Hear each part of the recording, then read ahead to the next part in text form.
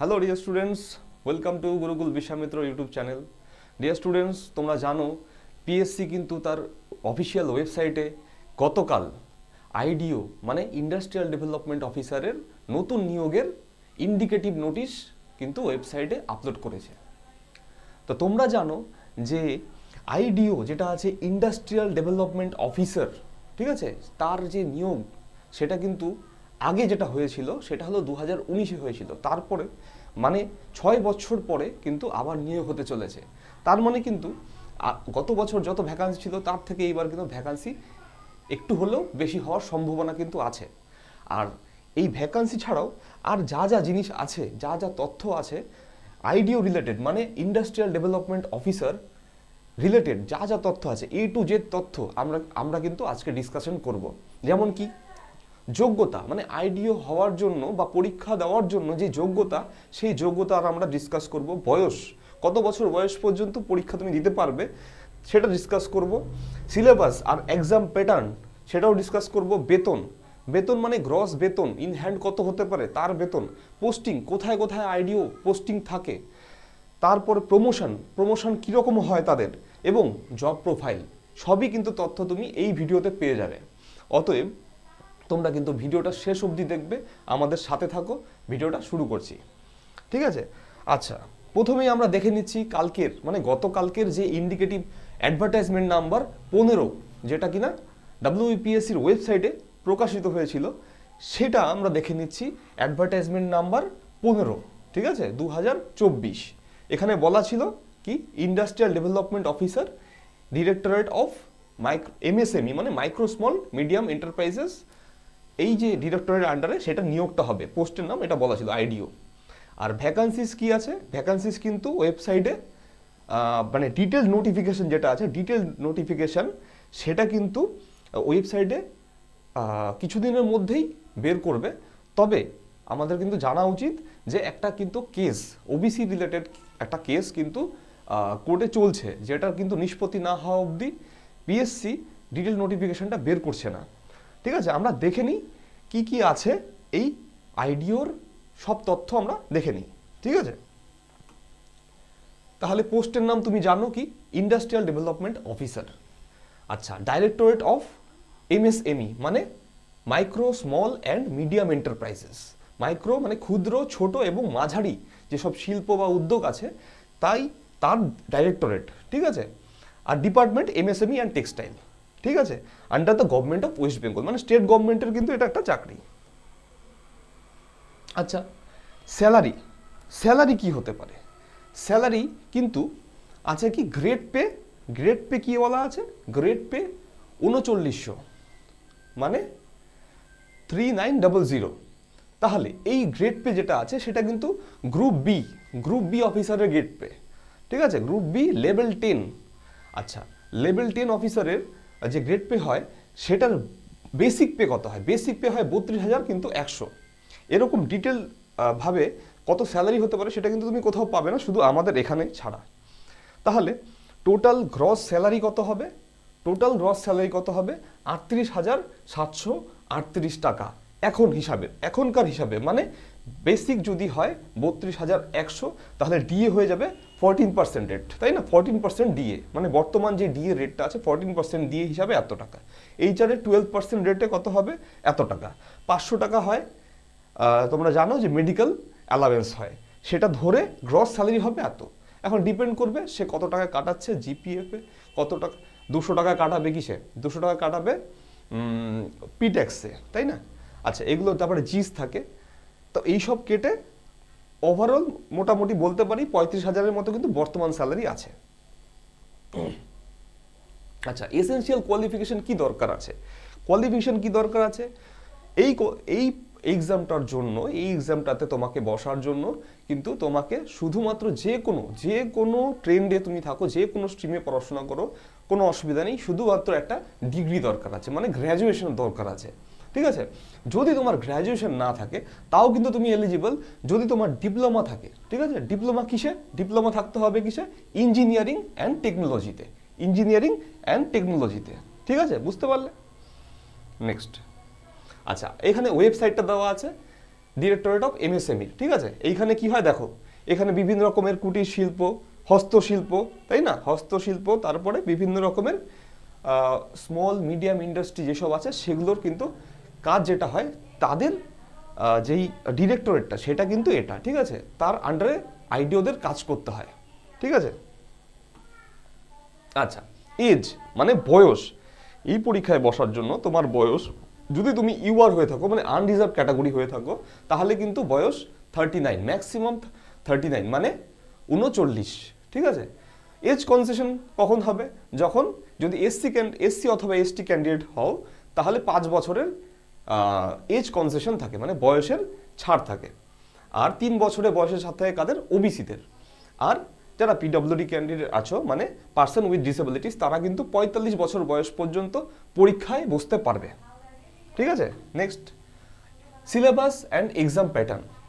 এই পরীক্ষার সিলেবাস কি, সিলেবাস কি দেখে নিই। সিলেবাস হচ্ছে কি, science humanities, industrial scenes and industrial potential in West Bengal and India, ঠিক আছে। বলেছে কি, সায়েন্স মানে জেনারেল সায়েন্স যেটা আছে, মানে কেমিস্ট্রি, ফিজিক্স, আর কি কেমিস্ট্রি, ফিজিক্স অ্যান্ড বায়োলজি, এটা কিন্তু সায়েন্সের পার্টটা কিন্তু একটা মেজর ফ্যাক্টর থাকে এই পরীক্ষাতে, ঠিক আছে। আর হিউম্যানিটিসের মধ্যে কি পড়ে আছে, ল্যাঙ্গুয়েজ চলে আসবে, মানে ইংরেজি তোমার চলে আসবে এর মধ্যে। তাছাড়া কি থাকবে, তাছাড়া থাকবে কি হিস্ট্রি, জিওগ্রাফি, ইকোনমিক্স, পলিটি, আর আদার যেই সাবজেক্টগুলো আছে। তো এগুলো থেকে কিন্তু কত নাম্বার থাকবে, এই সবটা মিলে থাকবে 75টা কোশ্চেন থাকবে।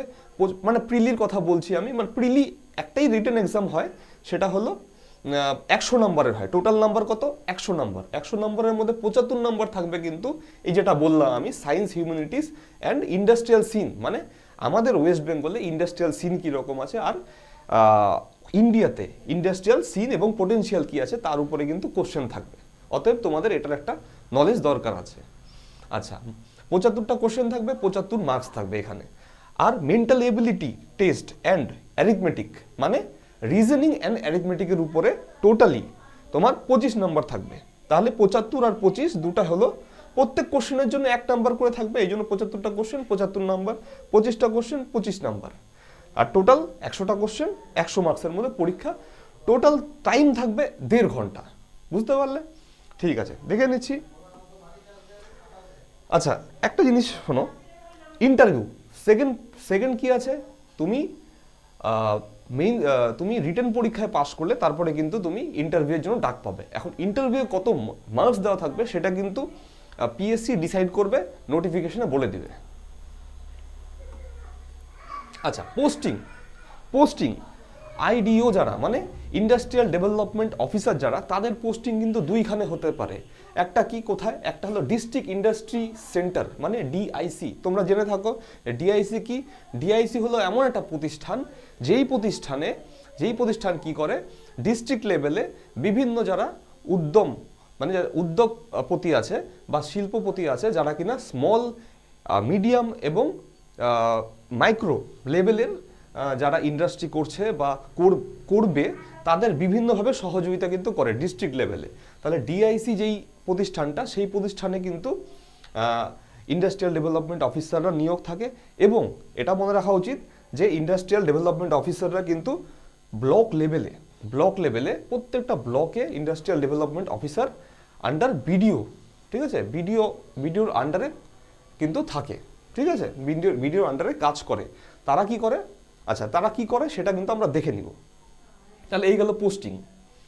জব প্রোফাইল কি, আমি বললাম কি, এই যে এমএসএমইর আন্ডারে যে ডিআইসি আছে, ডিআইসিতে যখন আইডিওরা নিয়োগ থাকে বা ব্লক লেভেলের নিয়োগ থাকে, তারা কি করে অ্যাসিস্টিং এন্টারপ্রেনিয়র্স মানে অ্যাসিস্টিং অন্টারপ্রেনিয়র্স মানে যারা উদ্যোগপতি আছে তাদের কিন্তু বিভিন্নভাবে অ্যাসিস্ট করে। কিভাবে, providing guidance support to prospective and existing entrepreneurs, বিভিন্ন রকমের গাইডেন্স দেয় শিল্প সম্বন্ধে বা উদ্যোগ সম্বন্ধে, বিভিন্ন রকম গাইডেন্স দেয়।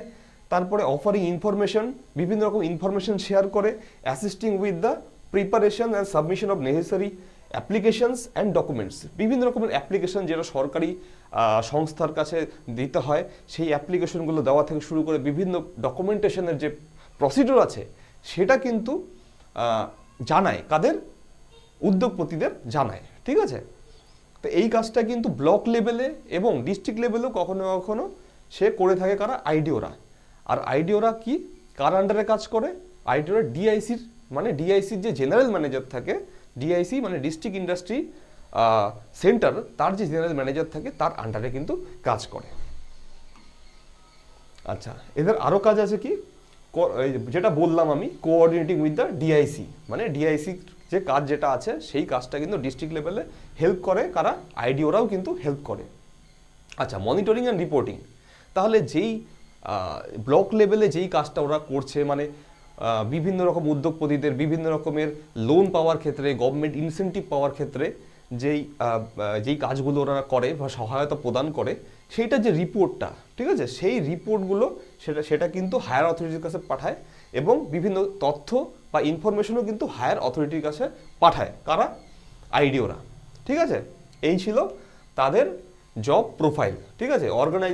অর্গানাইজিং ট্রেনিং অ্যান্ড ওয়ার্কশপ, মানে বিভিন্নভাবে উদ্যোগপতিদের ট্রেনিং প্রদান করে, ঠিক আছে। ট্রেনিং কিন্তু প্রদান করে কারা, ব্লক লেভেলে আইডিওরা, ঠিক আছে। এই ছিল তাদের জব প্রোফাইল।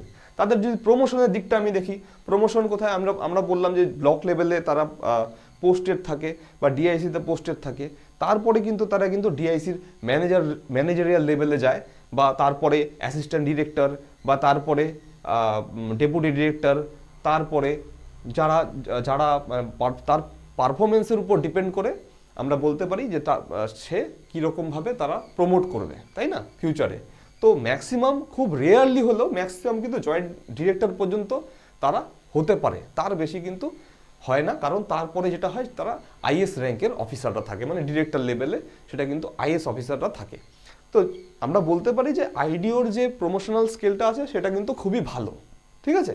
অতএব আইডিওর জন্য তোমরা কিন্তু প্রিপারেশন অবশ্যই শুরু করো। এটা একটা খুবই ভালো চাকরি, যেটা কিন্তু লেভেল 10, তোমাকে প্রথমে লেভেল 10-এ তুমি সরকারি চাকরিটা পেতে পারো, মানে ওয়েস্ট বেঙ্গলের সরকারি চাকরিটা পেতে পারো।